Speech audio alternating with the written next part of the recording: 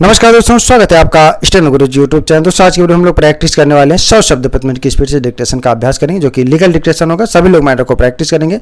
Dictation को सुनना है और लिखना है। लिखने के बाद उसको रीडिंग करना है, देन ट्रांसक्राइब करना है और ट्रांसक्राइब करके जरूर बताना है कितनी मिस्टेक आ रही है। अगर एक बार में छूटता है तो 2 बार 3 बार प्रैक्टिस करेंगे, जरूर लिखा जाएगा। वीडियो पसंद आए तो वीडियो को लाइक कर देना। चैनल पे पहली बार आए तो सब्सक्राइब करके नोटिफिकेशन बेल ऑन रखना, जिससे इंपॉर्टेंट वीडियो आपसे मिस ना हो। इसके अलावा दोस्तों, अगर आप डेली डिक्टेशन चाहते हैं तो आप चाहें तो चैनल का मेंबरशिप ले सकते हैं, हमारे पेड ग्रुप को ज्वाइन कर सकते हैं। अधिक जानकारी के लिए आप हमें मेल कर सकते हैं। हमारी मेल आईडी है studyforstenographer@gmail.com। तो ज़्यादा समय ना लेते हुए चलिए स्टार्ट करते हैं।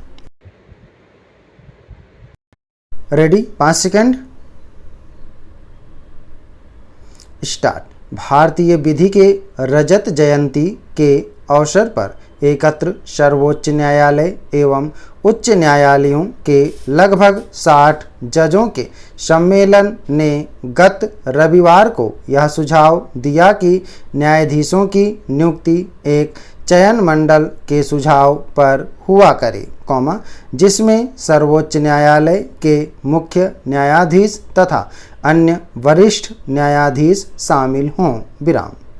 भारतीय न्याय प्रणाली में क्या सुधार हो, इस पर विचार करने के लिए श्री सोली सोहराव जी की अध्यक्षता में एक समिति नियुक्त की गई थी। इस समिति ने उक्त सिफारिश की है, जिसे सम्मेलन ने सर्वसम्मति से स्वीकार करते हुए एक प्रस्ताव के रूप में उसे पारित किया। यह प्रस्ताव में यह भी कहा गया है कि न्यायाधीशों का चयन मंडल जो सुझाव दे, राष्ट्रपति अथवा राज्यपाल उसे मानने के लिए बाध्य हों और वे उसी के अनुसार नियुक्ति करें। न्यायाधीशों की नियुक्ति के संबंध में एक लंबे अरसे से विवाद होता चला आ रहा है और वर्तमान पद्धति को दोषपूर्ण मानते हुए उसमें सुधार के बहुत से सुझाव दिए जा चुके हैं। लेकिन इन सुझावों में सर्वोच्च सुझाव यही है जिसका उल्लेख ऊपर किया गया है।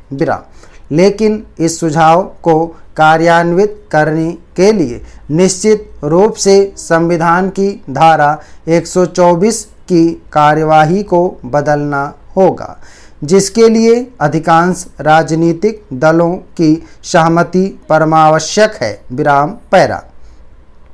संविधान की धारा 124(2) में उल्लिखित है कि सर्वोच्च न्यायालय और उच्च न्यायालयों के जजों से परामर्श से जिनसे राष्ट्रपति परामर्श लेना जरूरी समझते हों, न्यायाधीशों की नियुक्ति राष्ट्रपति द्वारा की जाएगी। यह भी कहा गया है कि सर्वोच्च न्यायालय के मुख्य न्यायाधीश से सलाह लेना अनिवार्य होगा। इसका व्यवहारिक स्वरूप यह रहा है कि राष्ट्रपति लोगों के नाम सर्वोच्च न्यायालय के मुख्य न्यायाधीश के पास विचारार्थ भेजता है, आमतौर पर वे उन्हीं नामों पर सहमति व्यक्त कर दिया करते थे। स्पष्टतया न्यायाधीशों की नियुक्ति में अप्रत्यक्ष रूप से मुख्य हाथ प्रधानमंत्री का होता रहा है। इसका फल यह हुआ कि इन नियुक्तियों में राजनीतिक पक्षपात होने लगा है। 1970 का यह पक्षपात कुछ सीमा तक सहन योग्य था। धीरे धीरे यह स्वेच्छाचारिता असहाय हो गई। सत्तारूढ़ कांग्रेसी नेताओं द्वारा यह सिद्धांत प्रतिपादित किया जाने लगा कि ऐसे जज नियुक्त किए जाने चाहिए जो सत्तारूढ़ दल की नीतियों के प्रति प्रतिबद्ध हों। इस सिद्धांत के निरूपण के पश्चात उसका कार्यान्वयन 1973 से शुरू हुआ, जब 3 वरिष्ठ न्यायाधीशों के पीछे धकेल कर एक कनिष्ठ जज को सर्वोच्च न्यायालय का मुख्य न्यायाधीश बना दिया गया।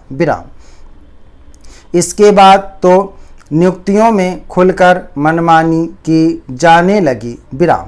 आपातकाल के दौरान तो अनावश्यक स्थानांतरण के रूप में न्यायाधीशों को पीड़ित किया गया। विराम।